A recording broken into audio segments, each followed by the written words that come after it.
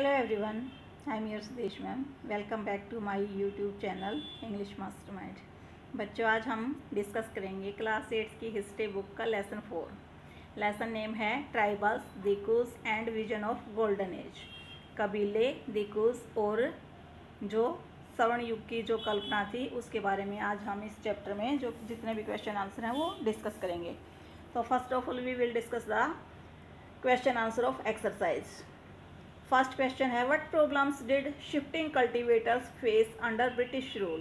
British rule जो shifting होता है बच्चों, जो स्थानांतरण की जो खेती थी, मतलब जो एक स्थान से दूसरे स्थान पर बदलकर जो खेती की जाती है, गुमंतु खेती कह सकते हैं। तो गुमंतु जो कल्टीवेटर्स होता है किसान, काश्तकार, तो जो गुमंतु काश्तकार थे उनको जो ब्रिटिश शासन था उसमें किन किन प्रॉब्लम्स का सामना करना पड़ा। तो आंसर है Britishers control over the forested area. जो ब्रिटिशर्स थे उन्होंने जितना भी फॉरेस्टेड एरिया था उसके ऊपर अपना कंट्रोल कर लिया। दे हैड टू पे taxes on these reserved area. अब जितने भी जो ये काश्तकार थे, शिफ्टिंग कल्टीवेटर्स थे, इनको अब उन एरियाज में जाने के लिए क्या करना पड़ता था, जितना भी रिजर्व्ड एरिया था उसको वहाँ जाने के लिए उनको टैक्स पे करना पड़ता था। तो अब क्यों जाएंगे वहाँ पे अब वो। They didn't get the right to move freely to gather fruits and hunting। अब वो वहाँ पे उनको वहाँ पे जाने का अधिकार नहीं था और नहीं वहाँ पे वो अब आज़ाद रूप से फ्रूट्स कलेक्ट कर सकते थे और नहीं वहाँ पे शिकार कर सकते थे। और फोर्थ प्रॉब्लम क्या आई, they were force to live and do agriculture on permanent place. अब वो मजबूर कर दिए गए कि वो यहाँ से छोड़ के चले जाएँ, जो है शिफ्टिंग कल्टीवेशन है इसको छोड़कर चले जाएं और एक ही परमानेंट प्लेस मतलब एक जगह पर रहकर खेती करें। तो बच्चों क्या क्या समस्याएं आई। एक तो ये हुआ कि पूरा जो फॉरेस्टेड एरिया था उस पर ब्रिटिशर्स का कंट्रोल हो गया। दूसरा, अब लोगों को उन रिजर्व्ड एरिया में जाने के लिए टैक्स पे करना पड़ता था।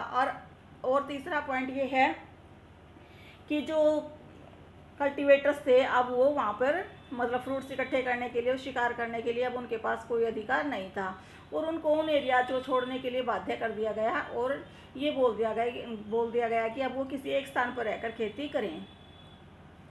How did the powers of tribal chiefs change under colonial rule. Colonial बच्चों इससे पहले वाली वीडियो में मैंने एक्सप्लेन किया था। कॉलोनियल होता है उपनिवेशिक शासन। तो जो उपनिवेशिक शासन था वहाँ पे जो ट्राइबल्स जो ये कबीले थे, इनके जो मुखिया थे, उनको क्या क्या उनकी पावर्स में क्या क्या मतलब अंतर आए। तो उससे जब ये ब्रिटिशर्स आए उससे पहले जो लोग थे वो मतलब काफ़ी सारे जो आदिवासी थे वो कबीलों के रूप में रहते थे। उनका एक चीफ होता था, उसकी काफ़ी सारी पावर्स होती थी, जस्ट लाइक एक राजा, जस्ट लाइक एक किंग की तरह वो उन पर राज करता था। तो जब ब्रिटिशर्स आए, ये कॉलोनियल रूल चला, तब उनकी पावर्स में क्या अंतर आया। तो आंसर है under British rule the functions and powers of the tribal chiefs changed considerably. जो ब्रिटिश रूल था उसके अंदर जो फंक्शंस थे, पावर्स थी ट्राइबल चिफ्स की, कबीलों के मुखिया की, वो पूरी तरह से कंसिडरेबली होता है, पूरी तरह से वो चेंज हो गई। क्या चेंज हुई, they lost must of their administrative power. अब जो प्रशासनिक एडमिनिस्ट्रेटिव पावर थी वो अब वो खो चुके थे, क्योंकि सारी पावर अब किसके हाथ में आ गई थी, जो अंग्रेज थे, ब्रिटिशर्स थे, उनके हाथ में आ गई थी। They force to follow laws made by British officials in India. अब उनको सारे कानून मानने के लिए बाध्य किया गया जो ब्रिटिश ऑफिशियल्स के द्वारा, ब्रिटिश ऑफिसर्स के द्वारा इंडिया में बनाए गए थे। They also had to pay tribute to British and discipline the tribal groups on behalf of the British. अब उनको ट्रिब्यूट होता है बच्चों नजराना, कुछ देना, पेशगी देना। ब्रिटिश जो अफसर थे उनको खुश करने के लिए उनको कुछ नजराना देना पड़ता था। And discipline the tribal groups, और अपने ही ग्रुप्स को मतलब डिसिप्लिन में रखने के लिए on behalf of the British. अब जो ब्रिटिश ऑफिसर थे उनके मतलब उनकी तरफ से अब अपने ही कबीले को ने मतलब डिसिप्लिन करना पड़ता था। फिफ्थ पॉइंट है, they lost the authority they had earlier enjoyed amongst their people. अब वो सारी अथॉरिटी खो चुके थे जिसको वो पहले अपने लोगों के ऊपर एंजॉय करते थे, मतलब जिस पावर का वो आनंद लेते थे, अब वो सारी पावर्स खो चुके थे। वो राजा नहीं बल्कि आम प्रजा की तरह हो गए थे, वो पूरी तरह से अब ब्रिटिशर्स के हाथ में आ गए थे। थर्ड क्वेश्चन है बच्चों हमारा, what accounts for the anger of tribal against the dikus. Anger होता है बच्चों गुस्सा। जो ये ट्राइबल्स थे, कबीले के लोग थे, इनका दिकुओं के प्रति जो एंगर था उसके क्या कारण थे, मतलब जो ये कबीले वाले थे ये दिकुओं पर क्यों नाराज थे, क्यों एंग्री थे उनसे। तो इसके कई रीजन्स थे। Dikus purchase precious things from tribals at very low cost. जो दिकूज थे वो जो कीमती चीज़ें थी, प्रीशियस थिंग्स थी, उनको ट्राइबल्स कबीले के लोगों से बड़े सस्ते दामों पर खरीद लेते थे। Dikus interest charge on loans were usually very high. और दिकुओं का जो इंटरेस्ट चार्ज था, ब्याज की जो रेट थी, जो लोन देते थे वो किसको, ट्राइबल्स मतलब कबीले वाले लोगों को, उस पर उनकी जो ब्याज दरें थी काफ़ी आई थी। They came to see the money lenders and traders as evil outsider. और जो कबीले के लोग थे, दे किसके लिए यूज हुआ है, कबीले के लोगों के लिए, ट्राइबल्स भी यूज कर सकते हो। तो जो ट्राइबल्स थे केम टू सी, वो मतलब ये मानते थे कि जो मनी लैंडर्स है, पैसा उधार देने वाले हैं, और जो व्यापारी हैं ये एविल आउटसाइडर, ये बाहर से आने वाले बुरे लोग हैं, मतलब उनको वो बुरी निगाहों से देखते थे। उन्हें लगता था कि इनका मतलब जिनसे सारी चीज़ें सस्ती रेटों पर खरीद रहे हैं, उनसे जब उनको ब्याज पे पैसा लेना पड़ता तो उसके लिए महंगा इंटरेस्ट इनसे ले रहे हैं, तो मतलब वो एविल आउटसाइडर के रूप में उसको देखते थे। और जो दिकूज थे forcely impose the forest loans on them. और दिकुओं ने और क्या किया, जो फॉरेस्ट में जहाँ पे वो रहते थे उनके ऊपर भी उन्होंने मतलब लोन लगा दिया, टैक्सेस लगा दिए। तो ये सभी रीजन्स थे जिसके कारण कबीले के लोग दिकुओं से काफ़ी एंग्री थे। क्वेश्चन 4 हमारा, what was Birsa vision of a golden as. ये जो बिरसा मुंडा था, कबीलों का जो कबीला, ये जो बिरसा मुंडा था, ये मतलब कबीलाई लोगों का ये हेड था, और उनके बारे में मतलब उसके क्या विजन था, उसकी क्या कल्पना थी स्वर्ण युग के बारे में। What do you think such a vision appealed to the people of reason.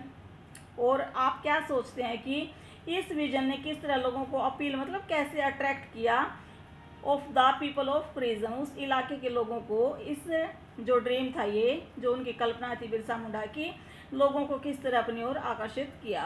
तो आंसर हमारा, in 1895 Birsa urged his followers to recover their glorious past. 1895 में बिरसा ने अपने लोगों से, फॉलोअर्स से कहा कि चलो अब हम अपना जो ग्लोरियस मतलब शानदार जो पास्ट है उसको याद करें। He talked of a golden age in the past, a Satyug, the as of truth. सतयुग का मतलब क्या होता है बच्चे, सच्चा युग, मतलब जिस एज में सच्चाई हो, द एज ऑफ ट्रूथ। तो उसने अपने लोगों को गोल्डन एज के बारे में बताया, सतयुग के बारे में। When Mundas lived a good life, जब ये जो मुंडा जाति के लोग थे, कबीले के लोग थे, काफ़ी खुश रहते थे, अच्छी लाइफ व्यतीत करते थे। They didn't kill their brothers and relatives, उसने बताया कि उस टाइम वो बड़े मतलब समृद्ध थे, खुशहाल थे, उस टाइम वो अपने रिलेटिव्स और ब्रदर्स को मारते नहीं थे। दे लिव्ड ऑनेस्टली, उस टाइम वो ईमानदारी से जीते थे। Birsa also wanted people to once again work on their land, settle down and cultivate their fields. Birsa चाहते थे कि एक बार फिर से उसकी जाति के लोग अपनी ज़मीन पर काम करें, सेटल डाउन, वहाँ पे सेटल हो जाएं, एंड कल्टिवेट देयर फील्ड्स, और अपने खेतों पर काम करें। वो किसी के यहाँ मजदूरी नहीं करें, बल्कि अपनी ज़मीन पर एक जगह सेट होकर काम करें। और लोगों को किस तरह अपील किया, उसका जो सेकंड पार्ट है उसका आंसर है, मतलब उसकी जो कल्पना थी, उसका जो ड्रीम था, लोगों को किस तरह अपनी ओर आकर्षित किया। Because the people thought that the Britishers because money lender extra were responsible for their sufferings, क्योंकि अब लोगों को ये समझ में आने लगा, लोग भी सोचने लगे कि जो ब्रिटिशर्स हैं, दिकूज हैं, और जो मनी लैंडर से पैसा उधार देने वाले हैं, सभी उनकी मुसीबतों के लिए ये रिस्पॉन्सिबल हैं। तो बच्चों ये थे हमारे इस लेसन के एक्सरसाइज के question. Now we will discuss some extra question. तो बच्चों इसमें एक जो लॉन्ग क्वेश्चन बन सकता है, write a short note on Birsa Munda, कि बिरसा मुंडा पे एक शॉर्ट नोट राइट कीजिए आप। Birsa was born in mid 1870s, ये जो बिरसा मुंडा था ये 1870 के मिड में पैदा हुए थे। They talked of a golden age, वो गोल्डन एज की बातें करते थे। When the Mundas had been free of the oppression of Dikus and said there would be a time when the ancestral right of community would be restored। वो मतलब जो मुंडाज लोगों को ये बताते थे कि एक टाइम था जब वो मतलब दिकूस के जो ऑपरेशन दबाव से वो आज़ाद थे, और उन्होंने बताया कि एक टाइम ऐसा भी था कि जो उनके एंसेस्ट्रल राइट थे, मतलब पैतृक जो अधिकार थे, उनकी जो जाति के कम्युनिटी होता है, उनका संप्रदाय जाति, वुड बी रिस्टोर्ड, मतलब उनके पास सारे अधिकार थे। Birsa went to local missionary school, वो लोकल मिशनरी स्कूल्स में गया, and listen to the sermons of missionaries, और जो मिशनरीज थे इनके उन्होंने उपदेशों को सुना। In 1900 Birsa died of cholera and the movement faded out, और 1900 में बिरसा की कोलेरा से मौत होगी। बच्चों इसमें 2-3 तो इन बिटवीन क्वेश्चन हमारे ऐसे निकल जाते हैं कि when was he born, when was he died, and how he died. He died of cholera, वो कोलेरा से मर गए। एंड दाई, जो उन्होंने जो मूवमेंट चलाई थी, फेडेड आउट, वो धुंधली पड़ गई, ख़त्म हो गई। अब हमारे जो 1 मार्क्स के इन बिटवीन क्वेश्चन आ सकते हैं वो डिस्कस कर लेते हैं हम। वेयर द खोंड्स लिव, बच्चों ये भी एक आदिवासी प्रजाति थी। ये कहाँ पे रहते थे? In the forest of Orissa, मतलब उड़ीसा के जंगलों में। विच टाइप ऑफ फूड खोंड्स ईट, जो खोंड्स जाति के लोग थे वो कौन सी किस प्रकार का भोजन खाते थे? They ate fruits and roots collected from the forest, वो सारे फ्रूट्स और जो रूट्स थी, मतलब जड़ वाले जो वेजिटेबल्स थी वही खाते थे, जो कि वो फॉरेस्ट से कलेक्ट करते थे। And cooked food with the oil they extract from seeds of साल एंड महुआ, और सीड्स, जो साल एक लकड़ी होती है बच्चों, पेड़ होता है, ये महुआ एक फ्लावर होता है। तो साल और महुआ के फूलों से जो तेल निकलता था उससे वो अपने भोजन को पकाते थे। नेक्स्ट क्वेश्चन है the Khonds extract oil from the seeds of which trees and flowers, ये उसमें भी आ चुका है कि वो किस ट्री से और फ्लावर से वो अपना जो तेल थे वो निकालते थे। तो सीड्स ऑफ साल एंड महुआ, महुआ और जो साल का ट्री था उससे वो तेल निकालते थे। What do you mean by fellow, एक तो होता है बच्चों FALLO, उसका तो होता है मतलब साथी, ये फेलो FALLO। तो फेलो का मतलब होता है एक परती जमीन। A field left uncultivated, cultivate होता है बोया जाना, अनकल्टिवेटेड जिस पर खेती ना की जाए, तो एक ऐसी जगह जिसको अनकल्टिवेटेड मतलब बिना बोए छोड़ दिया जाए, फॉर ए वाइल, कुछ टाइम के लिए। So that the soil recovers fertility, ताकि जो ज़मीन की फर्टिलिटी है, उपजाऊपन है, दोबारा से उसकी रिकवरी हो जाए। तो एक ऐसी ज़मीन, मतलब फैलो ज़मीन से क्या मतलब है? एक परती ज़मीन जिसको कुछ टाइम के लिए खाली छोड़ दिया जाता था, ताकि वो कुछ टाइम में अपनी जो फर्टिलिटी है उसको वापस से रीगेन कर ले। इसीलिए उस टाइम पर जो घुमंतु कृषि है वो होती थी, क्योंकि घूम घूम कर करते थे लोग एक जगह। जब ज़मीन थोड़ी सी, मतलब जब ज़मीन पर उसकी उपजाऊ शक्ति ख़त्म हो जाती थी तो दूसरे एरिया को साफ कर लेते और वहाँ पे रहने लग जाते। तो इसलिए शिफ्टिंग की जो खेती थी, एग्रीकल्चर थी, उस टाइम वो चल रही थी। जब वहाँ की ज़मीन फर्टाइल नहीं रहती तो तीसरे पे चले जाते।